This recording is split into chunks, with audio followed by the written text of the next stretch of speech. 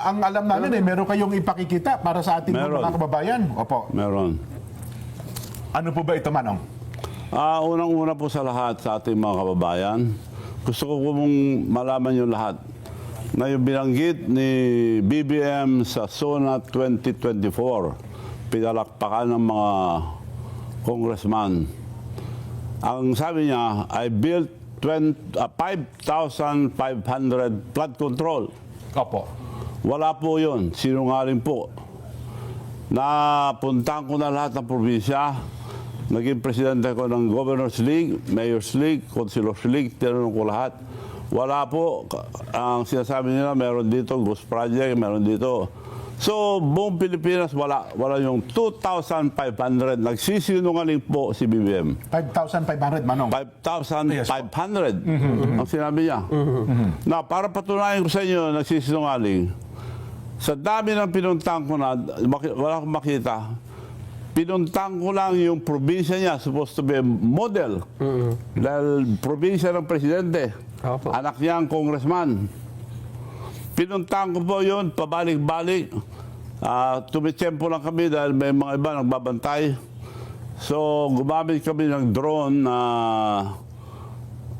medyo moderno dahil na-measure niya yung project. Opo. At nakakalipad hanggang 20 kilometers.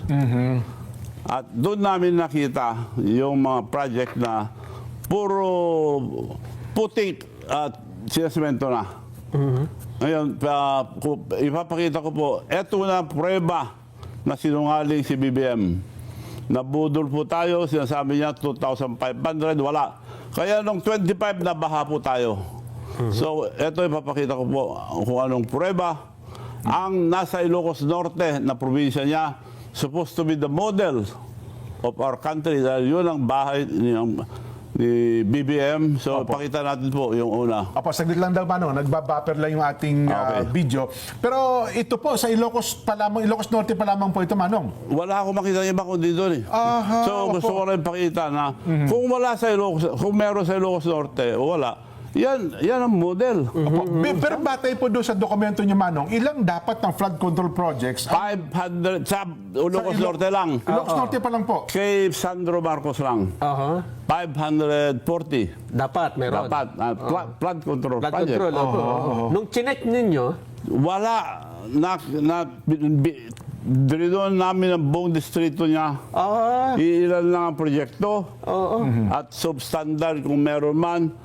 Babalik-balik kami, wala. Talagang wala pala. so mga Mang Chabit, hindi ito maikakatwira na mali kasi yung coordinate. Kasi kayo, hinahanap nyo kung nasan doon. Yung exact coordinates. ano? Hindi nila ma-deny dahil yung drone may geotag. May dates at lugar. Opo, opo. So nahanap namin, sinundan ko lang yung transparency program ng okay. DPWH at saka Malacanang. So sinundan ko yun. Wala po. Nakuha namin ng picture sa Lawag City. Lahat lang sa kay Sandro Marcos lang. So sinasabi nila na walang diferensya ang ginawa doon. Ghost Project karamihan. Sa kabuuan, Manong, ano presyo nito? Magkano po abutin nito sa Billions, pero ang ginawa nila, yung pondo sa nasyonal, supposed to be downloaded sa region. Hindi ho, diretso sa distrito ni Bongbong Marcos para pwede lang hati-hati doon, wala lang. Opo. Ito, Manong, may pinapakita tayo nga sa video. Opo, sa television po ito. Opo. Anong lugar po ito, Manong? Makikita dyan. Opo. Presentasyon sa pagpapakita ng mga larawan na ako sa Ilocos Norte para po sa inspeksyonin. Ito po ay DPWH Project 25AA0475. Opo. Ang ibig sabihin ng DPWH Project 25AA, ang 25, ibig sabihin 1925. 2025. 2025, Manong. Opo. Full name ito nagaling sa DPWH.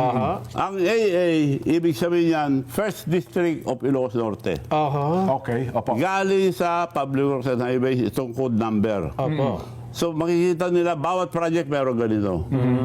So isang flood control project sa Barangay Pila, Kasili, Lawag, Ilocos Opo. Norte, sa syudad mismo. Norte, nagkakahalaga ng 47,022,160.24 galing sa GAA 2025. Opo. At ang construction nito ay dapat nagsimula February 13, 2025 at natapos noong September 1, 2025. Ayon sa DPWH Transparency website, Transparency, bayad na. Bayad na. Paid po ito. Paid. Pero wala po yung proyekto, Manong. Anong nakita nyo? Makikita sa... Meron naman na. Putik, ayun na. putik. Putik nga. Walang semento. Aliwanag, putik. Oo, tsaka baka ginagawa pa, Manong Chabit. Hindi pa tapos. Ano, bayaran na pala? Bayad na eh. Oo nga, no. Hindi nila man-deny dahil meron geotag. Oo. May date, may Opo. lugar. Yes. Hindi nila ma-deny yan. Opo. So, ebidensya ito na... So, exact location po ito, Manong. No? Exact location. Hindi niya na madadaya. Hindi nila sinasabihin na hindi totoo yan dahil geotag. Opo. Yung ginamit ko drone, alam niya gaano kalaki at meron ng date, meron lugar. Oho. Check naman, di abot ito ng 44 million, Manong.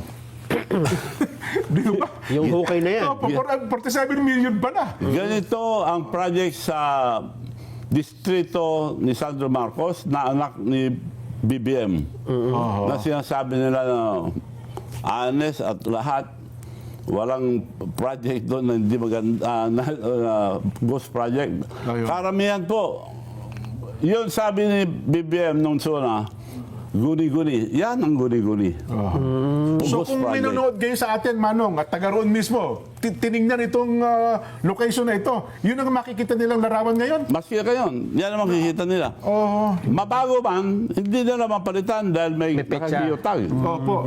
Kasi ang ginawa daw ata ng iba dyan, nung nalaman nilang may ganitong skandalo, Inaayos. parang inayos, Manong, naghabol Minamadali. ata ng paggawa. Naghabol, Opo. putik pa lang tinatakpan na ng semento. Ay, delikado po yun. Ang nipis yung semento, walang bato. Putik. Naaliwanag po ng putik.